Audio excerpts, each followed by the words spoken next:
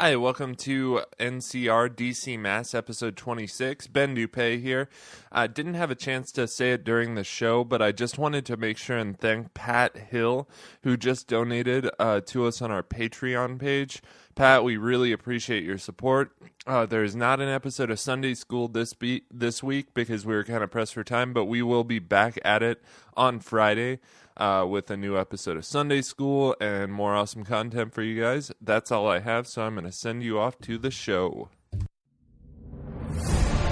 In a world where there are too many comic books to keep up with, one podcast has the stones to bring you all of your comic book needs.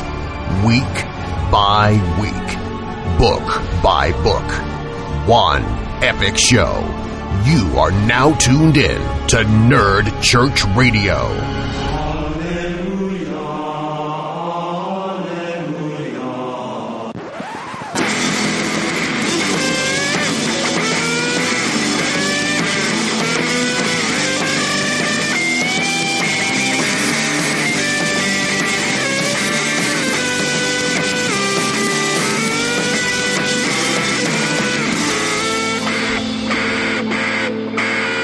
Hello and welcome to Nerd Church Radio DC Mass. I'm your host, Ben Dupay.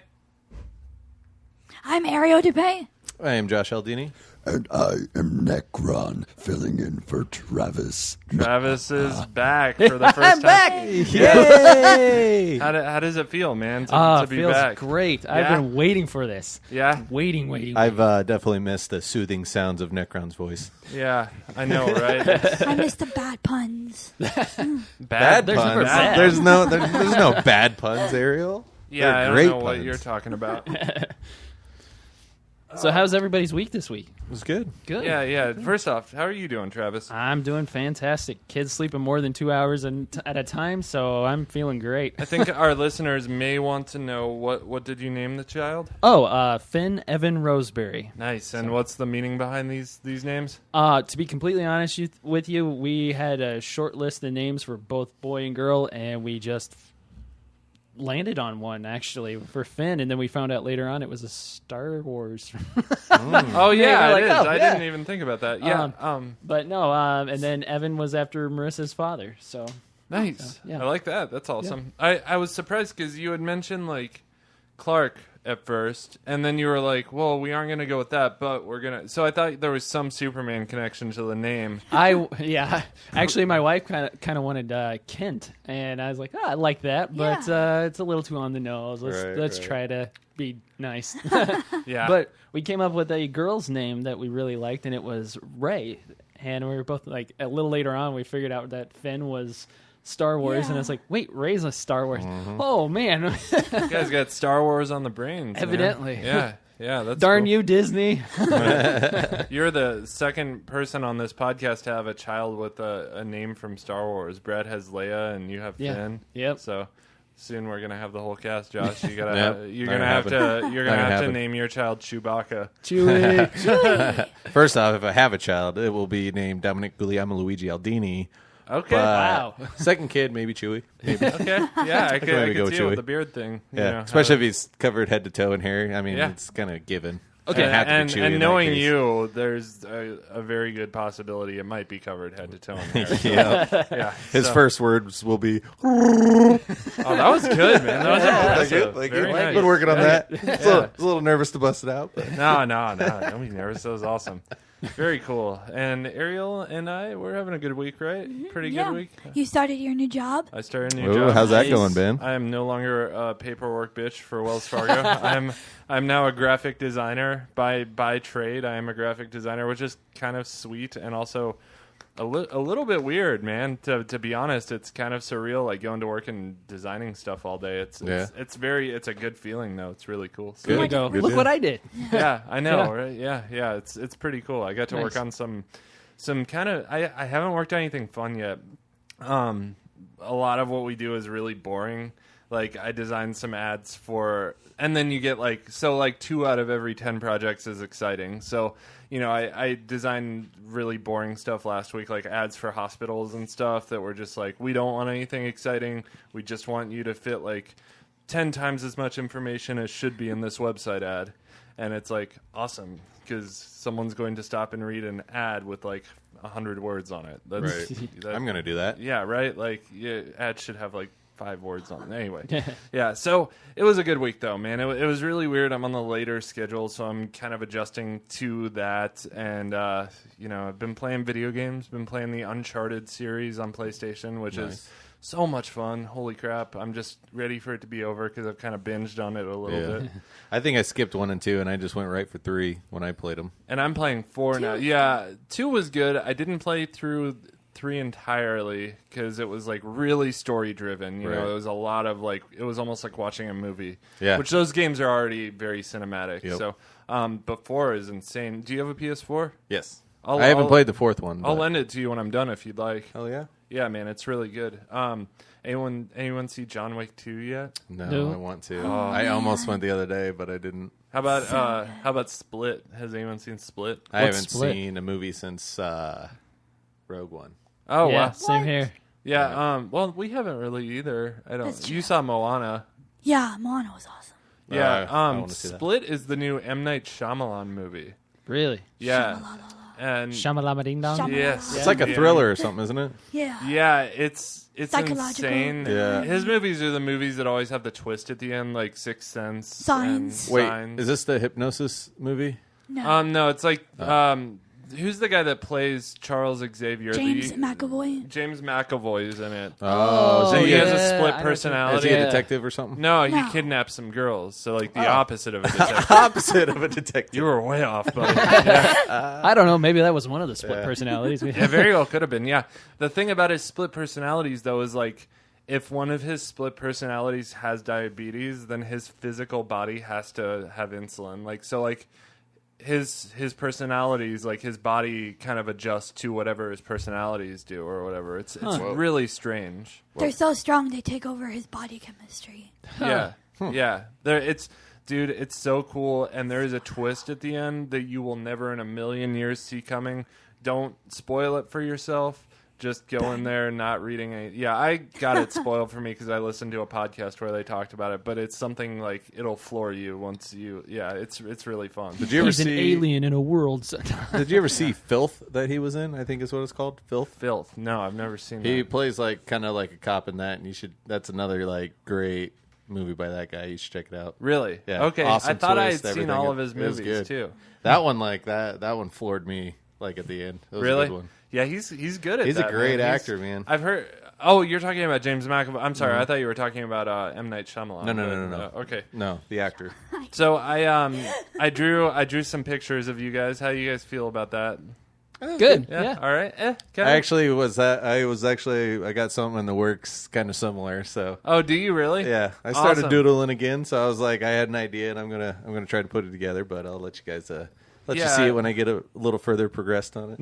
Yeah, those were like the rough versions. I'm actually gonna do like colored cartoon versions like this for everyone. Nice. This is great for audio listeners. Yeah. But, no, I'm learning how to color digitally on this like the Wacom tablet, and it's Cool. kind of a work thing, but like it's been really fun to. Soon I'm gonna be like animating stuff, and so that'll be really cool. Listeners, if you'd replace like, us. yeah, right. Listeners, if you'd like to see what Ben's referencing, he did post it on our Facebook page. I Yeah, believe. and our Twitter. It's And our our Twitter, cover so- photo. Yeah, I logged in behind your back there, buddy. Oh Sorry. no! Hey, Ooh. the Nerd Church Radio is a team. Yes, we are. Josh manages the Twitter now, so that's Nice. a new thing because I just have. Which freaked me out because I was sitting there and I was posting stuff, and Ben was sitting next to me doing nothing, and it kept reposting. I was like, "What the hell is going What on?" is going I didn't on? tell you. No.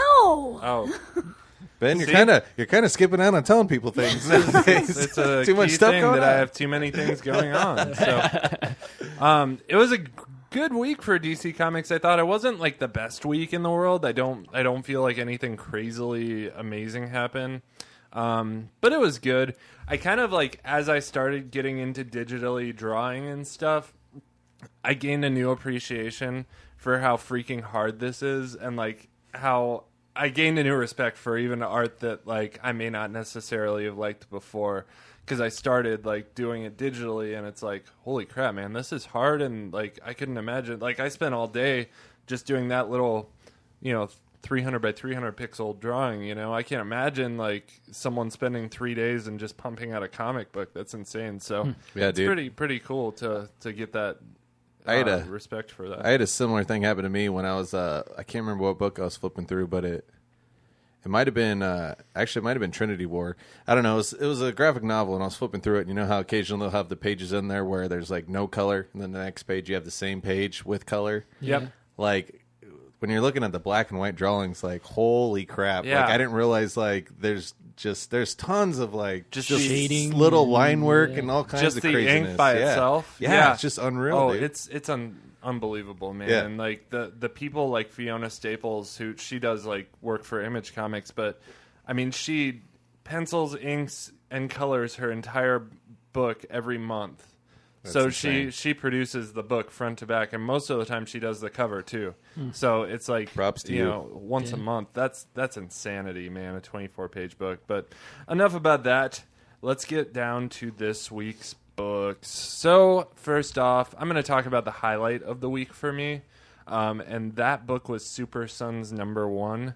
I feel like that was my highlight of the week. I don't know. I was in kind of an off mood when I read it. I had some just Ditto.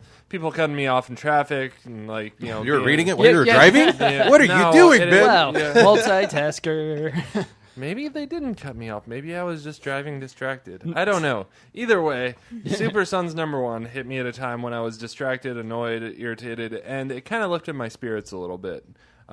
This was after reading it for the second time, but get into Story by Peter Tomasi, which he is what they call a sacred cow in the DC writers world. I think is that what the kids are calling it, Travis? I guess I don't. I don't know. I don't know. Yeah, That cow doesn't sound healthy. yeah, that sounds. So What do you call why a do I cow? have that checked out? What do you call a cow when he jumps over a barbed wire fence? What? Utter destruction. Oh, there he is. He's back. Hi-yo. He's back. Bringing it hidden heavy. So then we got art by Jorge Jimenez. So we kick this mini-series off with a prologue that shows us some redheaded kid bossing his family around, and his family is taking orders like they're under some kind of mind control. We also see John and Damien racing through the jungle and fighting robot versions of themselves. Then we jump back to 2 days ago, where John is being a regular kid in school and trying not to completely murder bullies with his super abilities. Damien shows up and convinces John to go check out some break-in attempt that's just happened at LexCorp. The two argue back and forth a bit, and then John decides to tag along. Then they get caught by none other than Lex Luthor as they're trying to break into his company. And that's about it. So tell me this. Sorry, I'm going to interrupt you. Yeah. I totally don't. I'm going to interrupt you. Okay. No, I'm Okay. just kidding. Hold on. Let me interrupt you. Wait, first. wait. Okay. Did you miss me? I did so much. Did I not follow this? But the first page or two where they're doing the thing with the redheaded boy and he's like maybe controlling. I don't understand why that was there.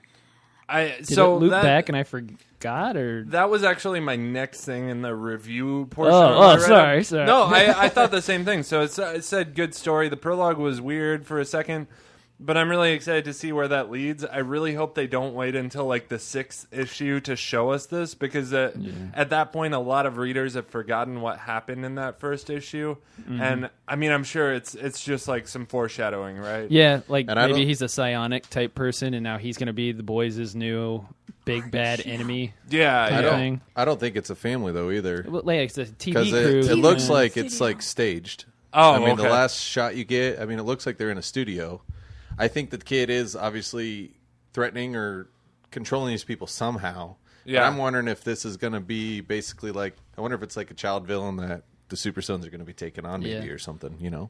Yeah, I mean, I think that might be the case. There's also the wondering what's the deal with the robot versions of them in the jungle. You know, you got to wonder what's going on there. I didn't look too much into that because I just figured it was something Bruce Training. probably put Yeah. together for training. You That's think? kind of what I 'Cause thought is. That's what I It's did. like a Batman thing. No, because they're in the jungle, and that's still part of the foreshadowing. So I think there's.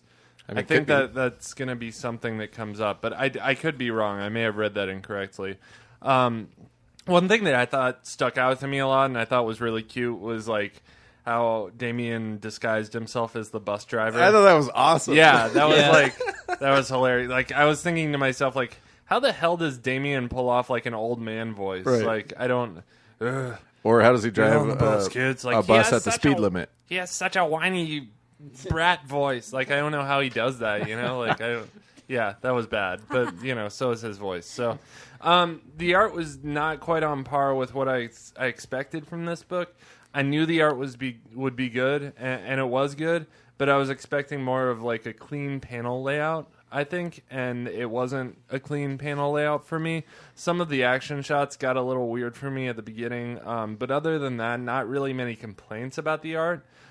He had great characterizations of the people. Like, I thought Damien looked great. I thought John looked really good. I always liked seeing their faces and their expression. I feel like their expressions are like the fun thing about reading these kids, I don't know. What did you guys think of this book? I laughed. I got to be honest. I laughed at the little panel where Damien's putting the old man face back on to get back on the bus with John, and he says, he goes, "I don't think you should be getting on the bus with you while you're driving." And then he says, "Why is that? I got you to school, didn't I?" I know that's such a lame line, but I was like, I like it. I like it a lot. Total Damien. Yeah, no, it's cute. I can picture him saying it, too. Yeah. No, I was in the same boat you were. I think I read it, and I was just a little, distracted or just wasn't in the right mood to receive it. But the first time through, I was kind of like, oh, man, this is kind of let down. But I read it again, and I was like, you know what, actually, it's kind of written for maybe like an early teenager, and I think that's what this comic line is for. It's not really written for us, maybe in a different sense, but it's written for a younger crew to get on and start liking, Superman and Batman, but the boys. Well, geez, Grandpa, tell us how you really feel. Back in my day, I used to walk up and down the hill. Now get on the bus, kid. Yeah. I mean, I didn't read it till after, like, I kind of heard you guys kind of, like, briefly kind of discussing it, and I went into it. I didn't think it was horrible, but I mean, I thought that maybe there would have been a little more action to it, but I think it felt like a pretty reasonable build to me, and I hope it turns into something pretty cool. I mean, it was interesting seeing Super Lex come in there at the end. I did like that. I hadn't seen that version of Lex in any other book other than Action Comics. So here we are getting it now in a different book, which was kind of cool. It'll be interesting to see, like, if the Super Sons discover something about this Lex that we haven't necessarily seen yet, or if they're going to basically see Lex holding true to kind of what he was saying in the Action Comics of you trying to turn over a new leaf and do good, you know what I mean? Yeah. So, like, it was interesting. I like where it's going, and I hope it develops into something cool. Yep. And just really, like, they're doing a great job, I think, with John, capturing him, like, struggling to kind of be normal and not give away his abilities, but like showing him struggling with his abilities as he like grows and matures though too. Yep. So like I really like what they're doing with John, and like this book and even in Superman this week I thought was pretty cool, like John's little part. So yeah. I agree. I liked how those two stories kind of linked up. Yep. That was fun. So Ariel, did you read this book? Yes, I did. And what did you think? I want ones where Damien jumps on Alfred's head for Alfred to just reach up and slap him. I feel like Alfred's pretty rough on Damien, though. He needs to be rougher. Whoa. Getting into some corporal punishment here. Damien's Crush such up a little brat. Benadryl and put in his food kind of thing? Is that what you're saying? No, I'd never do that. I think you just got to know how to talk to Damien. I mean, he reminds me of like a couple dudes I work with. Well, I guess one dude I work with and one dude I game with. Some people are just kind of like a-holes. And yes, that's true. I think it's like when people like first meet him, they're just like, wow, that guy's a jerk or whatever. But it's like if you can just accept the fact that like that's just their personality and it's not like really attacking you, and if you can just pretty much talk back to them the same way, like you can kind of have decent conversations with these type of people. Damien kind of gives me that kind of vibe. It's like I don't think he's not trying to necessarily belittle you or anything. It's just that's just Damien. That's just how he talks, you know. And it's like he's dishing out, and you got to dish it right back. Mm-hmm. And I think Jason, that's why him and Jason have a lot of back and forth. I think is because Jason gets it, and Jason ain't going to put up with crap, and he'll throw it right back at him, and it just gets Damien going even more. You know, it's kind of funny. So I think he just gives me flashbacks to when I was a teacher, and the difficult kids I have. Oh, yeah. I could see that. Yeah, I Some can see eye that as twitching well. going on. Right? Like, I just want to strangle this kid. All right, so before we rate this, we do have a rating system here at NCR. I'll play that rating system so you understand what we're talking about.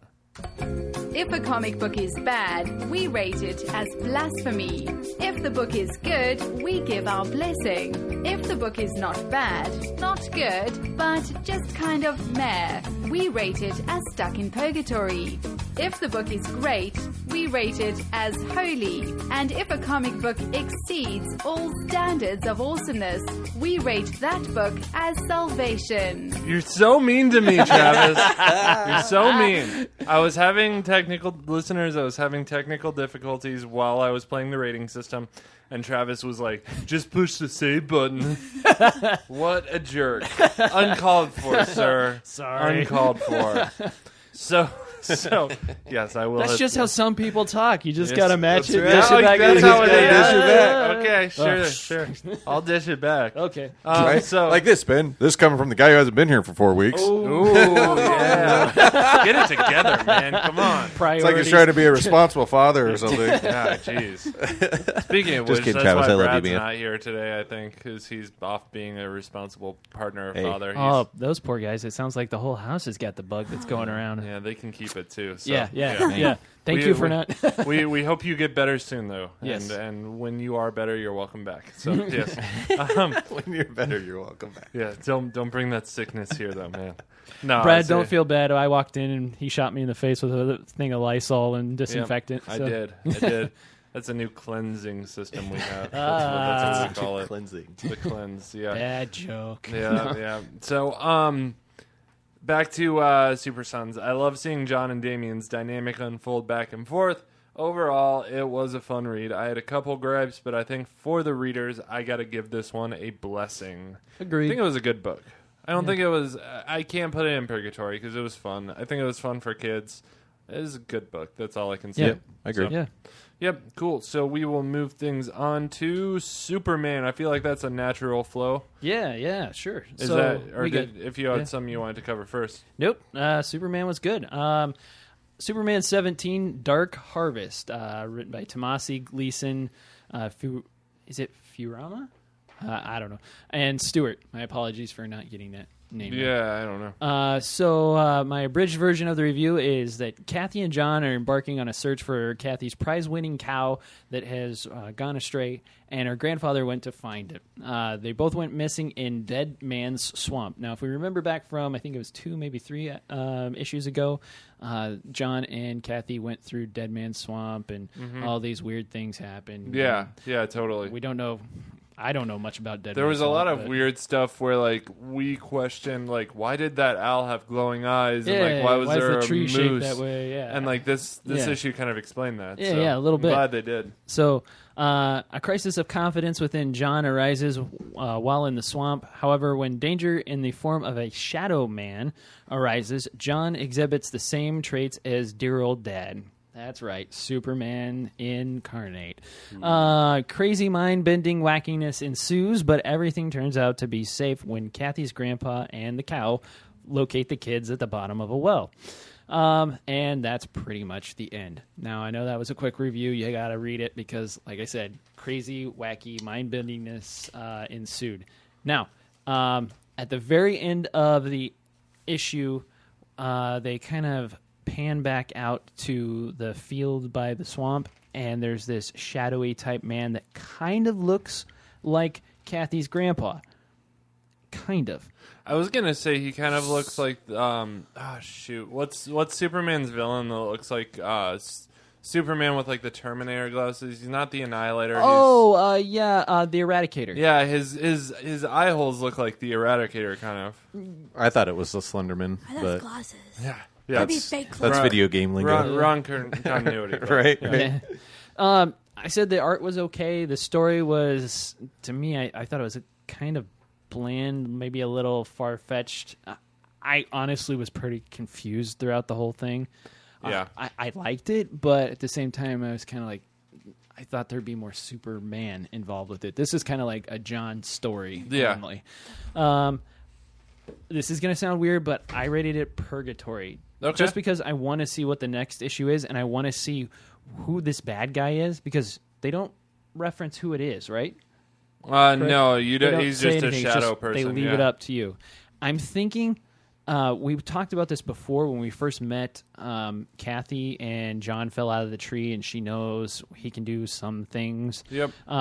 That something, I think I said in that podcast, I think there's something going on there. I think there might be either something like a psionic person or whatever. Mm-hmm. I think Kathy's grandpa is actually kind of like not really a villain, but somebody that helps. It's going to help push John up to become that Superman type thing. He's going to be the instigator, but not really the bad guy. I could be wrong. Happy if I am, but that's kind of how I came down on the Yeah, whole issue. I mean, I agree with you on the confusion part of it. Like, I was really confused, but then they answered that confusion with, like, they said, her grandpa said, like, there's some kind of gas out there in the field that makes you hallucinate. And then I was like, oh, okay, well, that brings it back in then, I guess. That explains all the weird. Because there were a lot of parts in the middle where I was like, what the hell is going on, man? Yeah, like this the is cow super weird. I thought they were barfs shrinking. and- yeah. Yeah, I thought they were shrinking I at thought one they were point. too. Yeah. Yeah. And the cow barfs, and it causes him to go out of this house in this torrent of river of vomit of Sand milk. or, yeah. It was so weird. Yeah, but then, you realize they've actually hallucinated all this, and that was where I was like, oh, okay, well, But that's weird, but also, I don't know. at the like, very end, the bad guy shows up again. The yeah, Shadow so Man, I don't think there's actually fog out there that makes you hallucinate. I think there's obviously something odd going on out there. Yeah. Maybe the grandpa's behind it. I don't know. One funny part when the cow's standing up on its hind legs. Yeah. I just noticed this. There's some milk coming out of its udder. It's kind of funny. Like it got freaked out and milked itself. I don't know. Yeah. Let that settle in there first. That joke settle for a second. All right. Yeah, it's best when you just Okay. It felt very boxcar children for me, like a kooky little adventure for some kids. Yeah. I agree can with see that. that. That's kind of what I was going to say. Is like I enjoyed it just because it kind of took it back to like a classic kind of like scary story a little bit. Yeah. And like one of the things I loved was just like the first page in this book when John's sitting there watching a scary movie, and then he hears the bing bong and it scares the crap out of him, and he shoots his eye beams, cuts the lamp in half. Like I just like again just catching like that human side of him, that like child in him, like just terrified.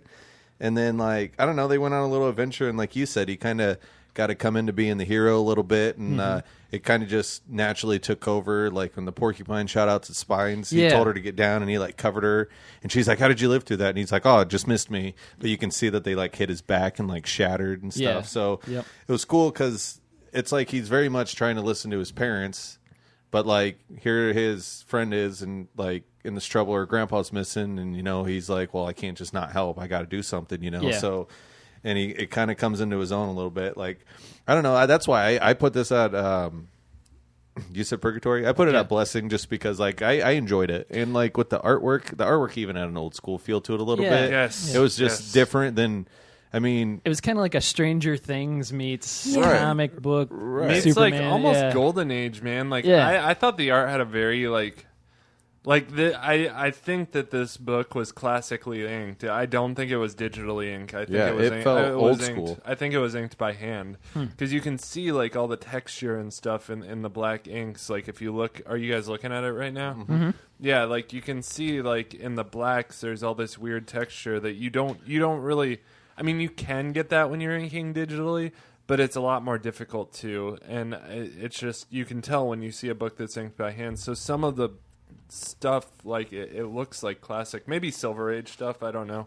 So the art. I was gonna ask what you thought of the art, Travis. I liked it a lot, actually. But that's kind of like going back to why I said Purgatory. I was really on the fence between the Purgatory and the Blessing. Wasn't quite sure where to land on it. Sure. And that's why I just said Purgatory, just because I need to know what happens on the next one. Sure. I'm invested. Yeah. It's just I don't know. I feel like it could have dialed down the wackiness a little bit. Just a little bit. Just a little bit. But it's pretty good. But My voice gets higher and higher when I do this. But yeah, I mean, I was with you guys too as you read through it. It was kind of out there, but then like kind of like you said, when it got to the explanation of the hallucinogens, and it's like, well, I mean, with some of the crazy stuff we've seen, it's like that makes sense compared to like some of the wackiness we've seen. So I don't know. Yeah, but I mean, I think it was. One negative thing that you touched on, Travis, that I would agree with is like... What, me? Touch on something negative? No, no. So you mentioned that Superman wasn't in it at all, and I'm fine with that personally because I read like 10 comics a week or more, and so I get plenty of Superman. But if someone just like a new reader went out there and picked up a Superman book and there was no Superman in it, they may be a little disappointed. You know, it may It's like not getting be, Lucky Charms but with no marshmallows in it. I'm like Superman's not in this book at all. I mean, Clark's in at the very, very end, just literally one panel. That's it. So yeah, I don't know. I think that is it the right place for a story like this? I feel like you could have maybe incorporated Superman a little more, and it would have been okay. You know, but I don't know. But I think with the title of the next issue, I think you're kind of on the right track. I'm thinking though, because I was like, when I saw that, I was like, the next one's called Reborn, and I was like, does that? But then when you were kind of talking about it, I was like, well, that would kind of make sense a little bit. But Yeah, I mean, that's I don't know. Just a weird title for the next one, Reborn. What does it mean? Yeah. What does it all mean, Josh? What does it mean? What does it mean? Ariel, what does it mean? I don't know what it means. Who's reborn? We don't know, but we found a button and it had a smiley face on it. No. No, I don't know. I don't know. That part comes later. That's what Bane says. The only guess I had is, in the Superman annual, how like it was a Swamp Thing story? Yeah. I was thinking of Swamp Thing's alter ego is Alec Holland, who I'm pretty sure wears glasses. So I didn't know if maybe that's somehow connected. I'm reaching here, I know. If only we had an oracle that could Google image search some pictures of Alec. I don't know. I think Ben's onto something though with the Eradicator thing and the title you said was Reborn. I forgot about that title. And maybe I don't know. I feel like it's. He does have glasses. Eradicator. Eradicator was in an earlier Superman story, and they defeated one of the. But aren't there multiple Eradicators? No, just one. just one. Just one. There can only be one. All right. All right, cool. Well, yeah, I'm somewhere between. I think I'm still at a blessing on this one. I don't know if I can go down to purgatory. I think maybe a low blessing is what I would sit it at. But, it's somewhere between a purgatory and a blessing for us. Yeah, because I don't necessarily think that purgatory is a bad thing. No, it's just you're waiting. It's a holding. Yeah, it's the waiting room of comics. Yes, yep. That's exactly what we built it for. Just kind of just waiting around, see what happens. So. Can we get a Cool. Time for the. Josh is like, you guys are idiots. No, I wasn't saying. Bring that us at back all. down, Josh. Come on, boys.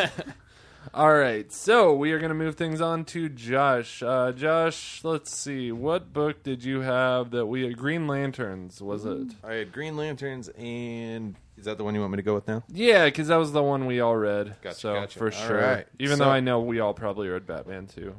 Dude. Whatever. I just want to say Can I that this week's kind of, again, reaffirmed how awesome Batman is. I'm just going to say that first off. Batman's Why is the he man. awesome? He's just because he's Batman. Because I'm Batman. Because he's Batman. All right, so I got Green Lanterns, Darkest Night, number 17, Backing Up the Batman, by Sam Humphries, Eduardo Pasica, Julio Ferreira, and Blonde. Sorry if I butchered your name. All right, so the intro gives us a look into Scarecrow. He's not just a crazy person. He's an addict that craves fear. He overdosed on it and has been chasing that high ever since. Finding the yellow ring helped fix that. Chasing the Fear Dragon. That's right. Hey, I like that. That's nice. I'm kind of sad I didn't come up with that. Off the cuff comedy. Yeah, that's good. That's what That's I good. do right there. So Bats and the Lanterns team up to locate the source of the bad Batman videos. Yeah. They find the Scarecrow in his fear machine. Simon has to overcome his fears and embrace his ring to destroy the fear machine. Batman played a huge role in this issue, helping Simon work through his own problems. From crazy Alfred getting a hold of his gun in the Batcave, to Simon breaking down, thinking the ring isn't good enough. Batman helping him see that he's afraid that he isn't good enough, And then Batman explaining at the end how he uses his resources, abilities, and dedication to protect those who are most vulnerable. So in the next issue we get is the last testament of the first Lantern. So I thought this was a really cool book because they've really focused on Jessica in a lot of the past issues. So this was cool to see like a heavy dose of like Simon, Totally. kind of his mindset. Alfred having his gun was kind of a continuation of remember right at the end of the last issue was Alfred caught a glimpse of the bad Batman videos and went crazy in the Batcave and basically showed Simon that Batman was correct about the whole gun thing and how you shouldn't even have it with you because now here it is a bad situation, and kind of Simon had to work through it. There's a section where basically Batman doesn't even say anything. And Simon like freaks out and confesses everything about the gun and why he has it and his fear of this and that and the other thing. And like, it's just hilarious because the whole time he's like speaking out loud and he's speaking in his head. Do you feel like that's how you would act with Batman? I feel like that's how I would act with Batman. I don't know if I would necessarily speak out that much, but I'd definitely be like that in my head. See, I'd be like, why doesn't he ever talk? Oh, it's horrible when he doesn't talk. Is he mad at me? Is he going to kill me? Like, I don't know what to do. I'm that type of person when like I say something that's bad, I always keep talking and make it worse. Like always. It's just what I do. Your inner monologue's going, shut up, stupid. Stop talking. This is like inside my head. It's like, shut up, Ben. Seriously, just shut up. Just stop now. Same way. Yep. That little panel in there where Simon goes to pick up the gun off the Batcave floor, and Batman's just standing there stoic, not saying anything. Yeah. Awesome just art. staring at him. Yeah. Like, and it was just cool because Batman, had to jump in and stop Alfred, but then just maintain his composure and just looked angry at Simon the whole time. Yep. It was a really cool book. And then at the end, Simon overcoming his fears, basically he's pulling out the gun. Batman was even like, what's he doing? But like Simon basically had the same revelation that Jessica did. He just kind of had to talk it through in his head, himself about his fear and how he's not what his fear is, and he's got to overcome it because he's a Green Lantern, and he drops the gun and just blasts the fear machine. Like, I just thought it was awesome. Yeah, it was super epic. Yeah, super epic. And then Scarecrow, just like, I didn't look at it. I thought he was just like every Batman villain. I thought it was just crazy. Like, I never looked at it from like that attic perspective. Yeah. And like, that's why that intro I thought was really cool, just because it almost put it into like a realistic kind of like struggle that he's going through, basically, like how some people struggle with like drug addiction. He struggles with that same addiction just to feel fear, and like what the feeling of fear does to him. It's just like, it's just crazy. Like, I found it super fascinating. I just thought it was a really good read. I agree.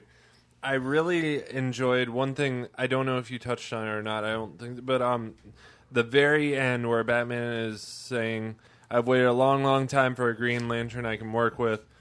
Guy Gardner's an idiot, Hal's a glory hound, or whatever." And he says, "And you're it. One day I'm going to call and you're going to answer."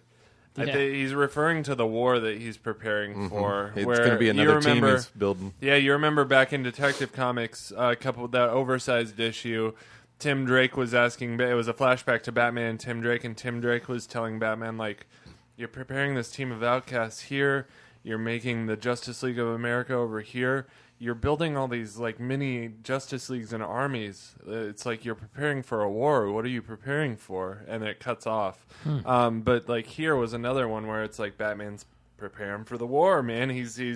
Batman is going to be at the very forefront of the Watchmen thing. I mean, like there's going to be a war that goes down, and he's going to be the freaking general, man. So are you saying that he already knows?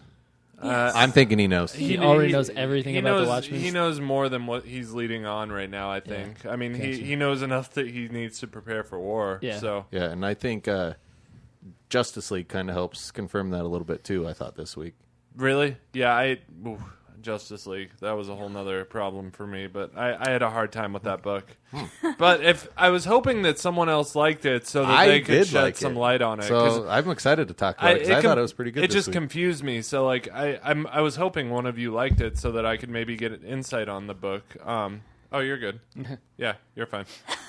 Faulty equipment. Just getting in the way. my left hand. It's just there for symmetry. That's what I was referring to. So what did you rate this one? I rated it a holy. Cool. Nice. Because I thought I really enjoyed it. Like like that's one thing with the Green Lantern books that like kind of has really drawn me in, is how they're just really diving into like these two characters and their issues that they struggle with. Sometimes it's kind of borderline annoying, but for the most part it's just been really well done, I thought, And even at the end of this issue, it's like they're not letting you forget that Volthoom took over that Guardian, you know what I mean? Right, They're yeah. like, they brought it right back at the end to that focus to where, oh crap, I forgot Volthoom's in this guy, and now what's going to happen next week or in the next issue, Yep. Yeah, they're gonna go right back into things with the Green Lantern story. The Batman thing, it's not quite here yet, but I'm excited. They kind of left off with that whole Volthoom Rami thing, and so I'm excited to see where that goes. So I am going to, since we mentioned Justice League, I'm sorry, Travis, what would you rate this book? I'm right along with Josh. You said Holy, right? Yep. Holy? I Eric? liked it. Holy. Holy? Yeah. Yeah, I gave it a solid Holy. The only thing. Sorry, go ahead, Aaron. I do wish they would have dragged out the Scarecrow thing, because I thought of him having a yellow land ring. It's such a cool concept. I wish it would have been like maybe an It's issue just longer. something they never really go, like it happened in Blackest Night, and it happened and then it was gone, and Yeah. here it happened and there it's not. I was going to say, does he even have the ring? No. He doesn't even have a ring, right? That's what I was gonna say. I was like, I'm super confused. He doesn't have the ring, so how is he able to channel it? But he says he studied the ring And that's when he had it. And that's kind of like what I gathered is because he said when it left me the second time. Yeah. So then I'm like, he must have had this machine that could kind of maybe replicate it a little bit or something. He must have been able to gain enough knowledge to figure out how to harness fear. Right. But kind of the same way due the to ring does a little bit. earthly technologies, he's limited to. I don't know. I'm reaching. That makes more sense. Yeah. I'm a little Right. little sore from all this reaching. And that was like, and that was one thing I noticed too, because it's like he obviously had like, and I think you catch it in the panel. He had like a completely different look when he had the ring. Yeah. You Yeah, know, he he had did, like the yeah. classic like lantern like Sinestro core outfit kind yeah. of. Yep. And that was one thing I was kind of confused about. But after I read it the second time, I was like, I don't even think he has the ring. I think he just found a way to harness the energy in a similar way. And I think that's why the Green Lantern's rings were malfunctioning the whole time too. Yeah. Because it was sensing that, but it wasn't sensing like a Sinestro ring. Yeah. You know, so I think that's why the rings were kind of on the fritz too. Yep. Cool. So That makes sense. All right. Yeah, Holy for me too. Yeah. I think. All right. Cool. So before the break, I'm gonna do a quick one. This was one that. Actually, this was one of mine too, and then I took one of Brad's because he was out this week. So, but I'll do mine. Justice League number 15, story by Brian Hitch, art by Fernando Pizarrin, Matt Ryan, and Brad Anderson. Some obscure villain is trying to destroy the Earth and mess with time, but not if the Justice League has anything to say about it. With the help of some other obscure time-traveling chick, the Justice League will travel throughout time and help save the world. That's all I got, guys. I'm sorry. I think you described it perfectly. I seriously, man, Josh, if you could shed some light on like what the Happy Haps was with What the this, Happy Haps? What's the Happy Haps? Before you get too far into it, can I say, like, on the very first panel where Batman's sitting on his ATV / a rascal scooter? Yeah, that was, That's- by the way, one of the better parts Dude, of the issue. I thought that Just was cool, laughing- man. Just laughing at that. Yeah, no, I thought it was cool. I just thought Yeah. I've never seen It's the Bat ATV, the Bat Bits of it. ATV, the Bat V. The Bat V. Yeah. Yeah, Okay. because BATV. Yeah, get it? So I don't know. Basically, this is what I gathered from reading through it, and I mean, this is probably like the first book that's made me like speculate like so much. But I think it was because I've just been waiting for like a solid Justice League book, other than Justice League vs. Suicide Squad. That like You and maybe me I just both, sir. maybe I just dove into it and like I don't know. I enjoyed it though because like kind of what I gathered is Batman was made aware of something's going on by somebody. Right. And these people in that tower that they're in, it's the Infinity Corp or something. Yeah. Yep. And I'm thinking they somehow built this structure that somehow stands alone and yada, yada, yada. And as they're like talking about it, it seems like things are changing in real time along with as these stories are progressing. So I'm thinking that goes into, I think this is tying into whatever the bigger picture is going on. You know, this we're seeing now the effects of what Doc Oz and Manhattan and these guys are maybe doing, why they're changing stuff. Maybe. And this being, that chick, from what I gathered, she gave them all watches, which basically, and this is, I mean, it kind of got jumping around with each character, and that definitely confused me. But kind of what I gathered is it took each character out of like real time, threw them into a random point in time and space, and then all of a sudden pulled them back to where they're all like together at that bomb thing. And the watches have something to do with that, and it has something to make them immune. And I mean, it's like, it's totally wonky, but like it's getting super sci-fi. It's like continuing the super sci-fi theme. And I mean, I don't know what's going on per se, but it seems like Superman and Batman are in this tower where they're kind of together. And Batman, this is where I gathered that Batman kind of knows, I think, what's going on, or is kind of piecing it together, but he's still not letting a lot out. Because I noticed with Batman, if he starts speculating on something, he makes sure he's kind of solid in what he's like thinking before he starts sharing it with other people. You know what I mean? He doesn't want to make other people speculate. Sure. So I think he's starting to figure out and put pieces together. Superman's obviously blinded by just Lois and John disappearing, but I think Batman's trying to help him see the bigger picture. Like, this is something that's going on that's impacting everybody. So it's like, to save them, we got to save everyone, basically. I think if Superman would have went after Lois and John, I think he would have been absorbed by whatever changed. So I think that, and Batman knew that, like, seemed to know that was going to happen. But I mean, the parts that didn't make sense was like Cyborg jumping to like the 35th century or whatever. That made no sense. And it looks like a little thingy. Aquaman's thing was weird. Wonder Woman's thing with the I didn't even process what was said at first. Anyways, moving on. So many jokes. But yeah, like, and then Wonder Woman going back to like I didn't know that about Aquaman. I'm sorry, I'm done. I forgot I'm surrounded by boys. Yeah, that'll happen. That'll happen. Sorry, Josh. Funny part is I'm the only one not married in the group, and I'm at times I feel like I'm the most grandpa. mature person in the room. I mean, how does that happen? Anyways, moving on. You married fogies. Yeah. But like then like I mean Flash jumps to what? The time of him getting his powers, basically. Wonder Woman jumped to the time of the gods when Zeus was devouring his children. And then, just zapped them all back to this one place where she's like, there's these bombs going off at different points in time. So, I mean, I'm not, like, let me retract what I said earlier. I don't know what's going on, but, like... Per se, but I know that, like, 5 of the Justice League are together, like Flash, Aquaman, Wonder Woman, Cyborg, and the Lanterns. They're all together, and then Batman and Superman are together.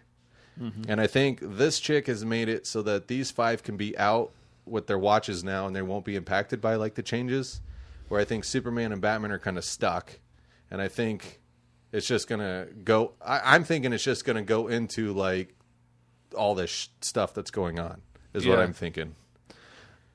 Here's what I wrote up on it for my review portion of it. Okay, I'm sorry. I'm just finding myself... It was so confusing. I'm just finding myself feeling the same sense of confusion and irritability that I felt at the start of the Kindred story arc. There's no real sense of a cohesive narrative here. The story jumps around to different people at different points in time, and there's no labels on any of the scenes that tell you... Like, Josh, how you mentioned... Flash went back to the time when he got his powers. I wish they had put like a label there to tell you what like point. A timestamp? Yeah, just a label to tell you where and when you are if you're going to do that. It all just feels kind of like pieces of a puzzle that haven't been put together the right way. I can't call this issue a complete waste. Most of the artwork was really, really solid. Yeah. But for now, this one is going to have to stay in purgatory for me. I hope Hitch's writing gets better. It's just not something I'm on board for. And honestly, man, it probably doesn't help that when I read a Justice League book, I'm not really... My heart's not in it at all. Like, I don't even want to like it because I've just been so discouraged by the work he's been doing on it. I'm kind of discouraged with DC for giving him a title like this and letting him continue to write this stuff. Like, man, just give him a smaller title or give him, just maybe Superwoman or something smaller that he can find his footing with. But sure, I mean, it's hard to write the Justice League. There's a lot of lot of characters, and you really have to you kind of have to keep them all in the same place. And like Justice League versus Suicide Squad, most of the time everyone was together, and when people did split up, it was like 2 groups or 3 groups. Team split. Yeah, and it was like you weren't really jumping. And now, so like now you're jumping around from person to person, and you're also jumping around from different times. You're not telling anyone what time you're in, you know, and it's just like, man, like I'm sure there's a good story in there. I'm sure when you put all the pieces of the puzzle together, it fits to form a really cool picture, and I'm sure what Brian Hitch is envisioning for this story is probably really good. It's just he's not communicating it well to me. Yeah, I love how you were saying that. Maybe once it all fits together, it's going to be a great picture. But it's kind of like, to me, those... Do you remember in the 90s, the computer digital image that you'd have to cross your eyes to see the image that's behind it? Yep. The 3D art stuff. Yeah. It didn't work for me, so I never got it. So that's what this comic kind of feels like. It's like, maybe if I blend my eyes enough, maybe I can see what's You going never on. was able to see it, not even one of them? Not a single one That of makes them. me sad, man. Yeah. Those things are cool. Just because they're cool, man. They're No, cool. They're cool. I never saw a single one. It's like, Yeah. no. But It's so how I I feel. recognize the Infinity Core building from, I think it was right before Rebirth. Okay. The last JLA title that was written before the Rebirth series had an arc with the Infinity Core building, and everybody was jumping back and forth between timelines. Hal Jordan, the Green Lantern, got pushed way, way back in the past, where Rao, the god from Krypton, actually had been on Earth. It was a whole mind-bending reality time shift thing that I was super confused by. And I'll be completely honest, when I opened this comic this week, I looked at the first page and saw the Infinity Core building. I didn't even need to know what it was. I saw it and I went, okay. Yikes. And I was like, I'll save it to the end. And I'll be honest with you, I haven't even read it yet. And just listening to you guys, I'm like, kind of glad I didn't. Yeah, Not that I mean, I'm going to, but it's just and I'm not being judgmental Yeah. of anyone that liked it. I personally... I feel personally attacked right now. Yes. Well, no. I mean, you should, Josh, because I'm attacking you. No, I'm sure there's a good, like I said, I'm sure there's a good story in there. Yeah. I just don't feel like Brian Hitch is very good at communicating big ideas. I think there's a cool idea in here. I'm a little bit I'm a lot surprised that DC, because they're a very sensible comic book publisher. I mean, they've done a really, really good game plan with this Rebirth stuff. They've been very financially successful. Their sales are way up since Rebirth started. I've been a huge fan of most of the stuff. To have a flagship title like that fail now for 15 straight issues, and you still haven't made a change. What's going on, guys? I mean, like, this is, I don't know. Maybe sales are up on this and like the money speaks louder than the writing or something, but it's a bad book. It's a been a Justice bad League book. title. Everyone picks it up just because of what it is. Man, I don't know. I honestly, I love DC Comics and I'll never try and hurt their sales or anything, but I can't in good conscience recommend that someone buy this book. I don't think it would be worth your money. I said this on one of our first podcasts. It's a Justice League comic. If someone's buying their first comic book ever, there's a good chance it'll be a Justice League comic, because that's one of the more familiar entities. So, like, you know, for someone to grab that and it be their first comic, like that, you know, that could potentially hurt your first-time reader business. I mean, I don't know. That's why I think maybe Hitch should find his footing on smaller stories. But I think this is going to develop into like a huge, pretty good arc, though, is what I'm hoping. That's what I thought when the Kindred happened, because do you remember like the singing giants? That they were like singing giants that were all different colors. Swallowed up people. Yeah. They were made up. But You no. might have just joined the cast at that Yeah, point. I'm not sure if. But it was the same thing. It was like, man, this is really confusing, but it seems really big. So I'm hoping, like, I think it'll come together and become something really big and cool. And that's Hitch's pattern. Every single arc, there's this huge, kind of nonsensical villain. And before you even know what happens, it's done. They've beat him up. It's done. Gone. Yeah. And then there's a new, crazy, bigger villain. Some things that stood out in this, though, that like I found interesting was like the whatever she is, what was she? The girl. The guardian, or Yep. she's the keeper. But basically, she references stuff from Infinite Crisis and Flashpoint. Did you catch that? No, I When didn't. she talks Oh, about yeah, she's I been remember, around yeah. since you apes came out of the trees, and then she talks about I've seen like this stuff from before, the Yeah. Infinite Crisis. I saw this before the She Flashpoint. says that to Flash. So too, basically, and she's talking to Barry about it, and like that's why I think. I mean, I think this is just like I don't know, maybe this Hitch guy just is willing to take on a challenge that nobody else wants because he's jumping into these huge story ideas to where you got to try to figure out how to start it off and tell it, And I mean, these timeless beings, they're basically beings that want to destroy metahumans, superhumans, whatever.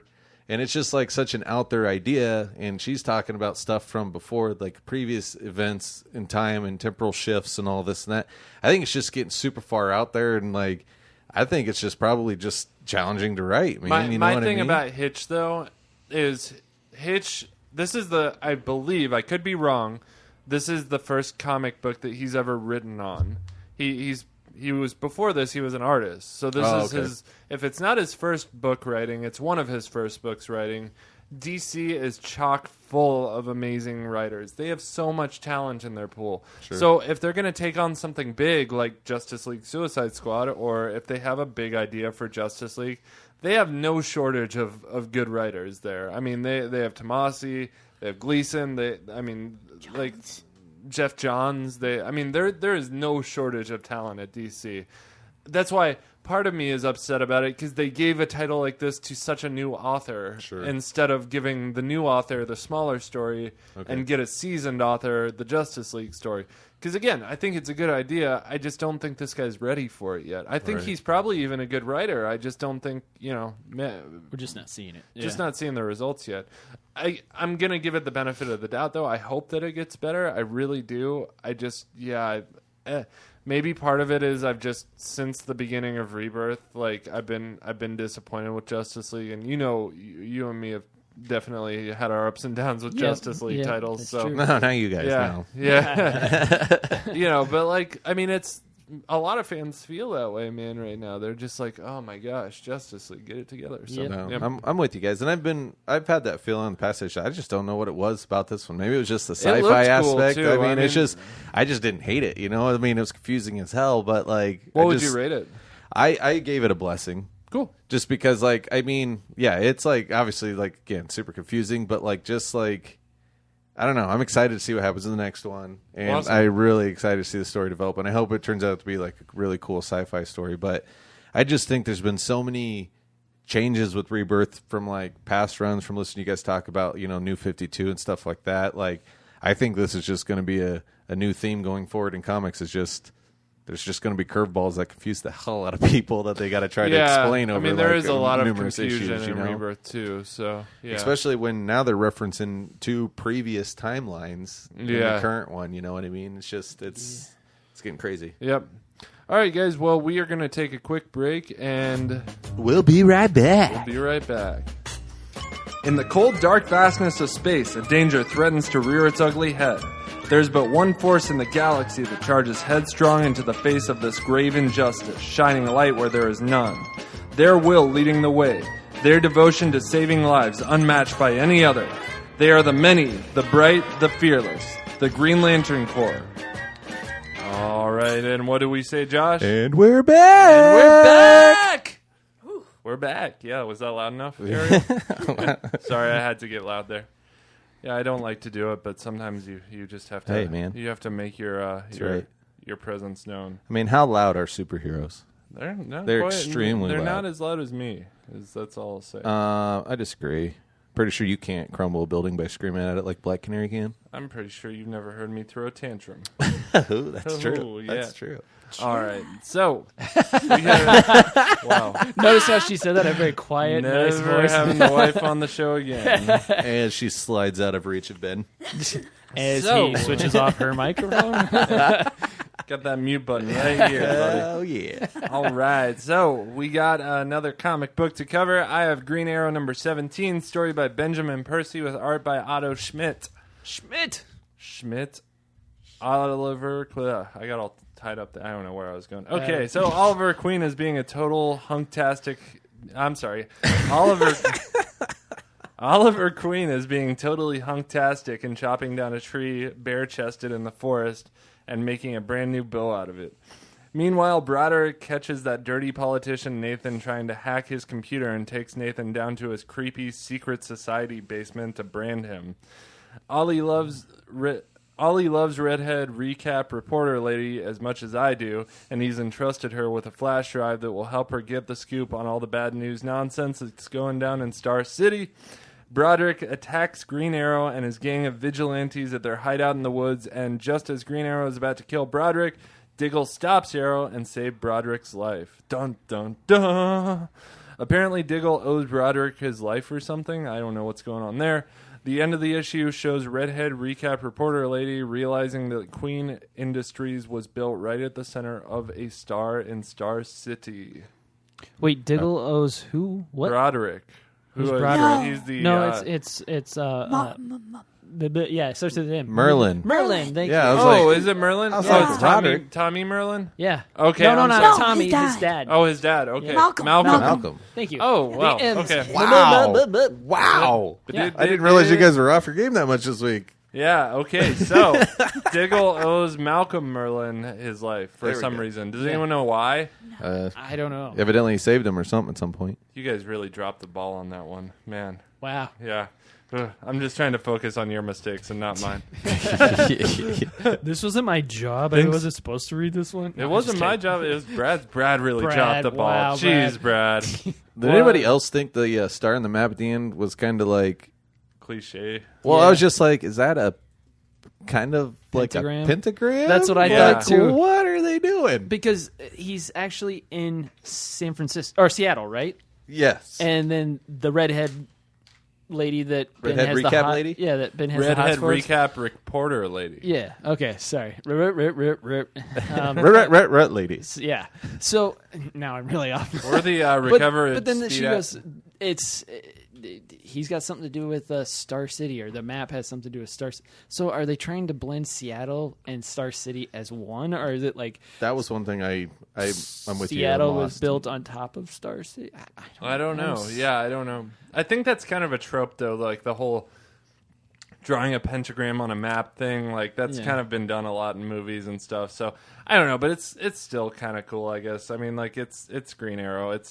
I have a lot of love for this story. I think it's great. As much as I really don't enjoy reading the Justice League, I enjoy reading this book that much more. Like, it's like, as much as I dislike Justice League, I like this one the same amount.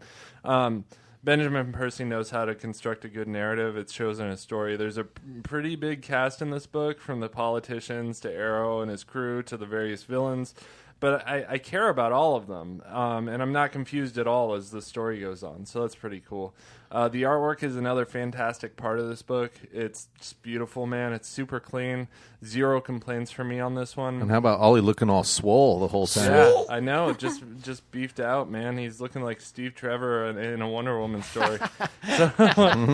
I've been holding off on this because I think Salvation should be held back for the really great books. But honestly, this one was a salvation for me. Wow. I don't think I would change anything about it. I love the way Percy kind of connects his story to what's happening in the real world without shoving it down your throat.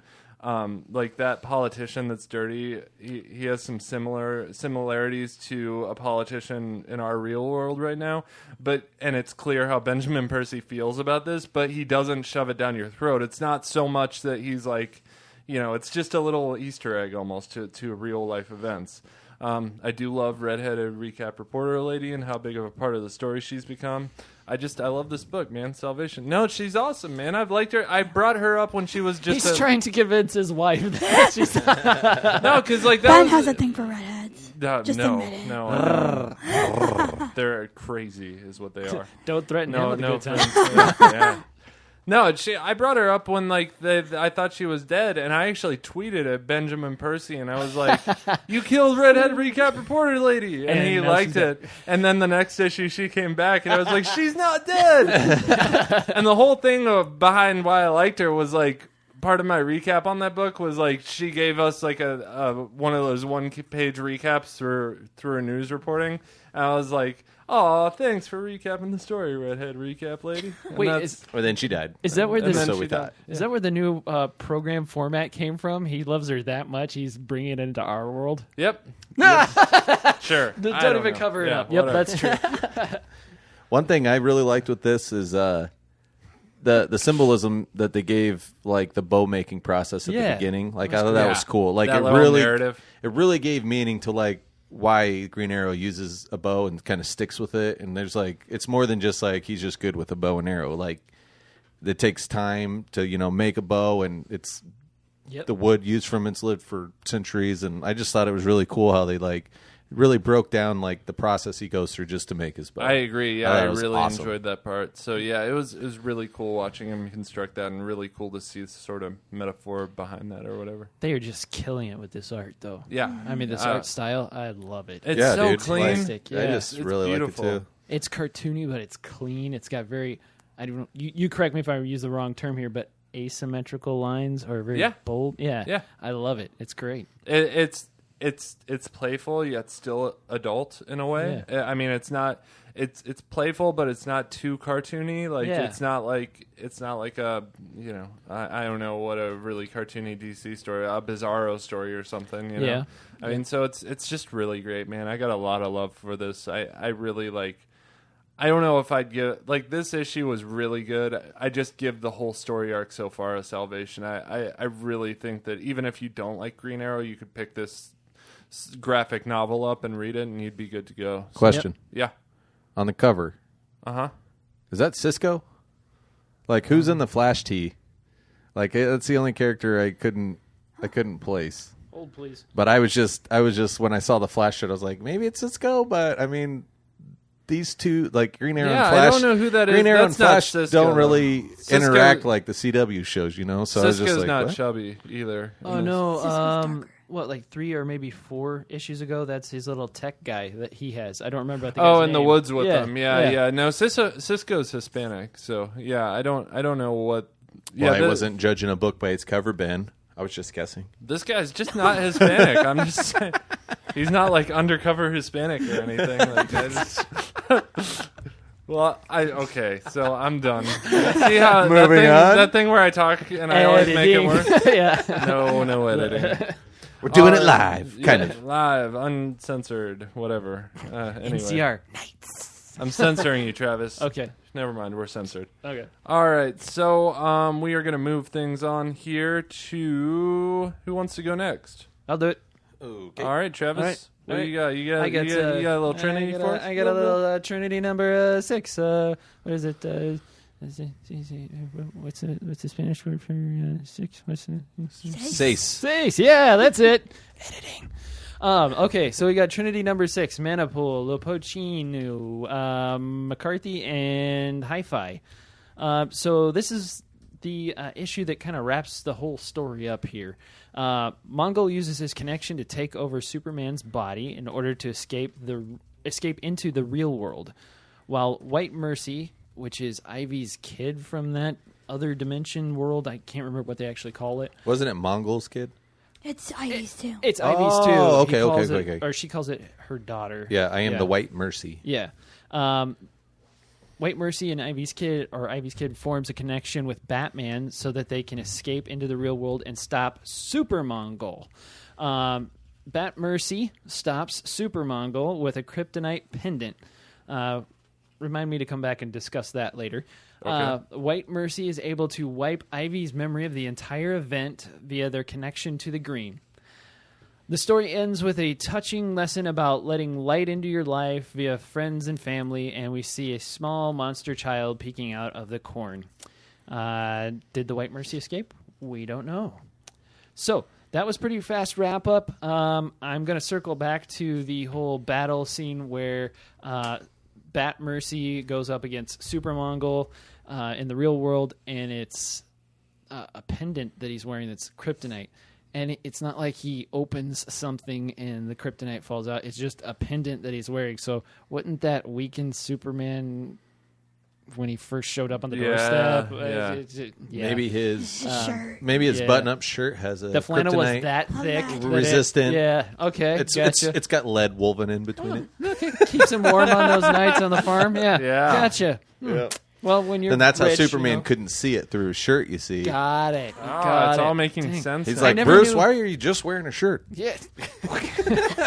What's going Well, on? I'm what? I never knew lands in. not wear a shirt. I never knew lands in woven with lead, but That's the special Comics. option. It's in that drop the down drop on down. the website. Yeah, gotcha. Special order only. Got me again, darn it. Okay. So that was one of my big hang-ups. And then at the very end where White Mercy wipes Ivy's memory because Ivy now obviously knows that Wayne is Batman and Clark is Superman. White Mercy wipes Ivy's memory. I thought it was kind of lame, to be honest. It was an easy way to tie up that loose string and set Yeah. everybody back to square one. It's like it was all a dream. Yeah, cop and out. the way that Wonder Woman escapes back into the real world was kind of. Do you feel it was maybe a? I've got no words for it. It's just kind of. Do you think it was kind of a missed opportunity to do with Poison Ivy, kind of what they're doing with, like Killer Frost? As in, like, keeping her in the know and maybe bring her in Good point. to work Yeah. with them, you know? Do you think that might have been a missed opportunity? It could have It been. could I have agree been, with yeah. you. Yeah, it could have been. She would be a good bad guy or a good guy, but I don't know. Wait, But as a we've- bad good guy or a good bad guy? Good bad no. Good Bad good. Well, a guy. little bit of both. Yeah, Well, yeah, well, well, well, yeah. yeah. She's On this one. Good. No. For this particular issue, I didn't rate it, so I'm gonna fly by the seat of my pants on this one. Oh. I'm gonna give a very low blessing. Hey-o. Just on this one. Hi-yo. Oh. Whole story arc because this is the end, I assume. finale. The finale. I'm gonna give it just a solid blessing. Okay. It wasn't That's good. fantastic, Yeah. but DC's really going with this mind-bending, reality-jumping stuff right now. Yeah. And sometimes I dig it, sometimes I don't. This one, I really dig it. Just a, But yeah. it's okay. Was Trinity I- going to continue, or is this just like Yeah, a short run? yeah, it is. At the bottom right of the last Yeah. page, it said like next, and I forget Yeah, what it something. said. Oh, Trinity of Evil. Evil, yeah. Ooh. Whoa. Ew. Hey-yo. Ew. That was yeah. All right. Yay. So I don't know, man. I give the story arc a blessing. This one kind of bummed me out a little because like at the very start, I was so excited about it. It was so good to start, man. And then they went into this weird dimension, and it slowly morphed into something less special and awesome for me. Yeah. I don't know. Sometimes you swing, sometimes you miss. Yep. I don't feel like it's a total miss, but I don't think it'll be one of the greats or anything. Yeah. Yep. Yeah. Josh, what did you think about it as a whole? This was one I didn't get through, but I mean, I didn't really follow much of this story. Like, just the setup, it wasn't really something that I was really into that much. So I just kind of paid attention as we recapped it, but I haven't really read much in this series. So I don't want to really rate it or nothing. But Okay, cool. Ariel? I've either been confused or bored, so I have to give it a blasphemy. Whoa. The whole whoa, series. Ariel dropping the hammer. Strong words. Shots fired. I need some excitement. No, I'm with you. Need some more And I think excitement. that's kind of why I never really picked up or got into it, because it seemed like for the most part they've just been trapped. Yeah. Yeah. Yeah. I hear that. And I've never been like a huge Poison Ivy fan, so I just some I never got into, I guess. Yeah, I like her. I think I've yet to see her work very well. I've heard Little Black Book is something good. Maybe I'm thinking of something. Harley. The first issue of Little Black Book was good. Yeah, that's what I heard. Yeah, she's in that, correct? Yes. Yeah, so I've heard there are some good portrayals of her out there. I just haven't seen them yet. So I liked her in Batman Hush. I really liked her in that. Yeah. Yeah. I still need to read that. It's still it's one of the greats. still on yeah. my list. I have it, just haven't gotten to it yet. You're not done with Doom yet? No, dude. that one's just intimidating to look at. It's just so thick. I'm just like, oh man. I haven't looked at the right corner of my living room for weeks now. All right, so we are going to move things on to our final book of the evening, Batman. That's not what I have.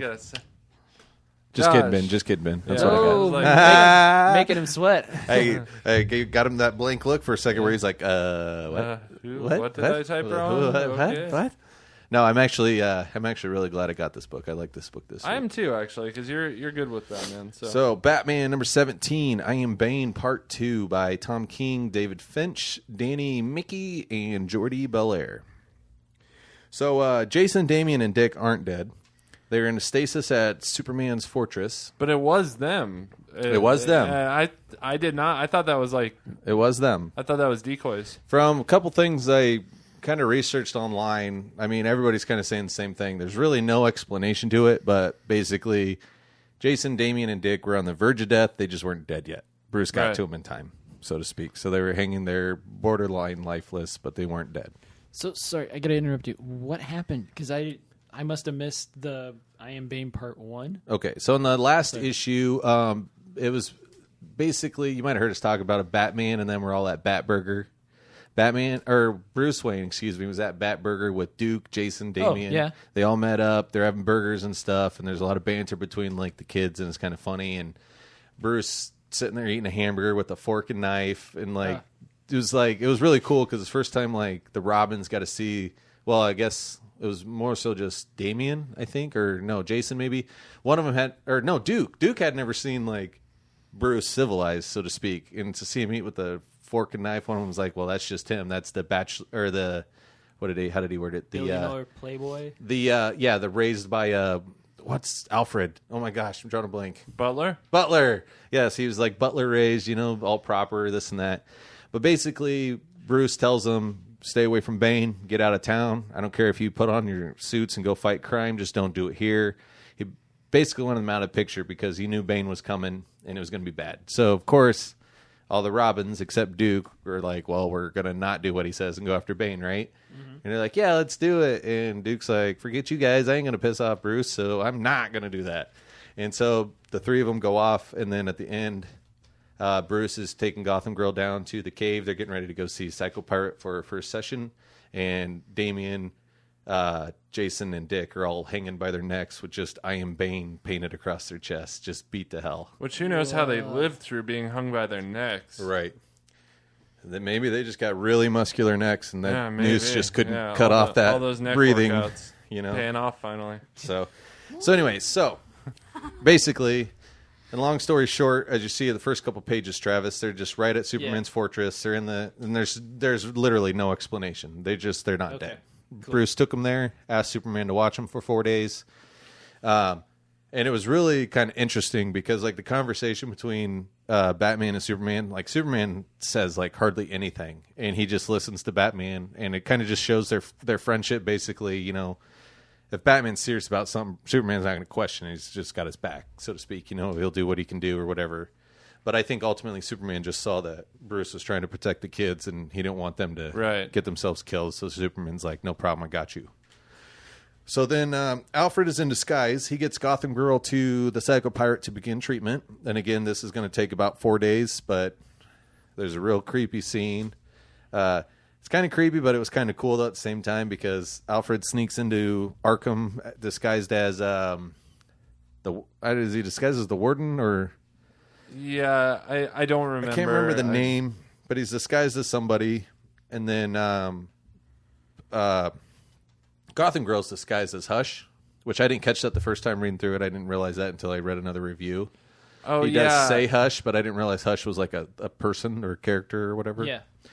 So he's playing Mr. Arkham. Yes, Arkham. Yeah, Mr. Arkham. So I don't know. I'm assuming is that the Warden or something? Yeah, kind of. And so you just see this, and then later as he gets to a secured area, Alfred pulls the mask off. They got Psycho Pirate isolated by himself, and then Psycho Pirate says a couple things to Alfred, but he's blindfolded. Alfred really doesn't say much to him. He's just talking to Batman, and Alfred just pretty much pulls out a gun, puts it to Psycho Pirate's head, and then he just basically tells Psycho Pirate what to say, puts the mask in front of him, and he starts talking to Gotham Girl, telling her that you are brave.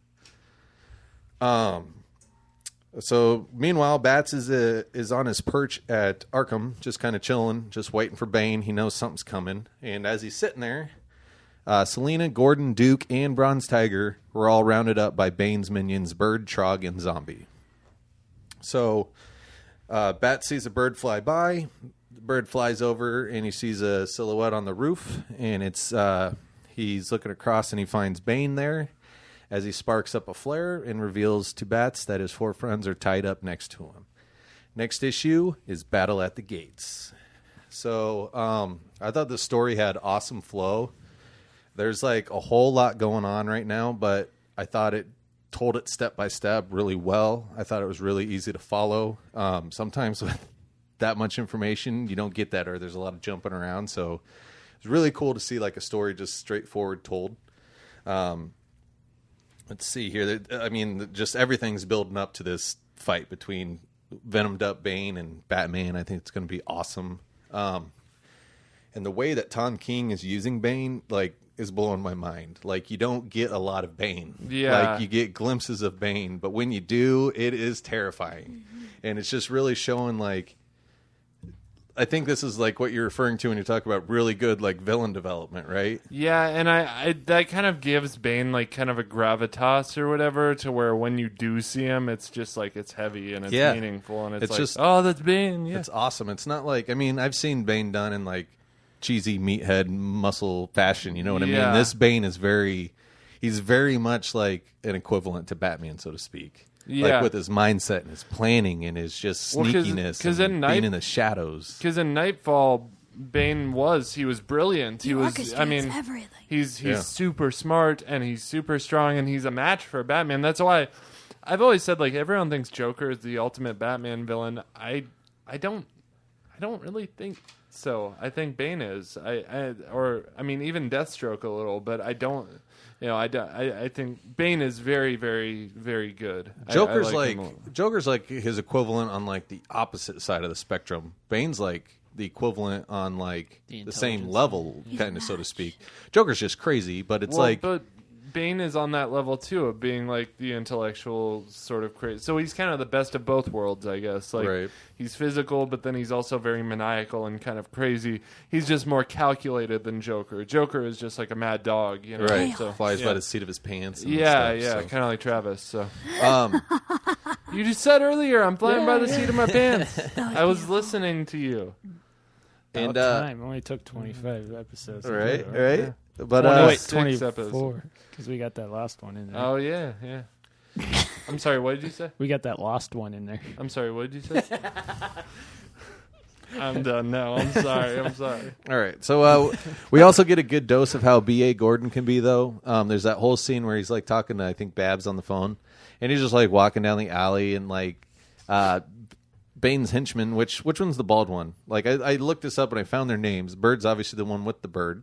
Is Trog the big guy and Zombie the bald guy? Do you guys know? I don't know. Yeah, I don't know either. I feel like Zombie's the bald guy. From Because his eyes are red. From what it sounds like, though, these are like classic Bane henchmen, though, from what it sounds like. Yeah, I don't know. Yeah, so I'm not sure, but basically there's that scene where Gordon's walking down and the bald henchman's like sneaking up behind him, and Gordon's like having a conversation with Babs about, she's basically drilling him if he's smoking, and like he's just like, no, I wouldn't smoke while I'm on the phone with you, as he's like puffing on his pipe and stuff. And so he drops his pipe, and then he like bends over to pick it up, but without even skipping a beat, he just like turns and shoots the dude behind him, and is just like, honey, something for work just came up. And like I was just like, wow, Gordon's BA. I thought it was really funny that he said something for work just came up. I gotta let you go. While he's shooting his gun, and she can clearly hear the gunshots happening. Come on, Gordon. You know she can hear this. This is the first time I've seen like Duke really jump in. Yeah. This has been the first time that Duke has jumped in at all on anything. Well, oh wait, no, I'm sorry. All-Star Batman, he jumped in. But I don't really count that as a real Batman story. So. But I just ultimately though, it's otherworld. It's like, it's off on its own thing.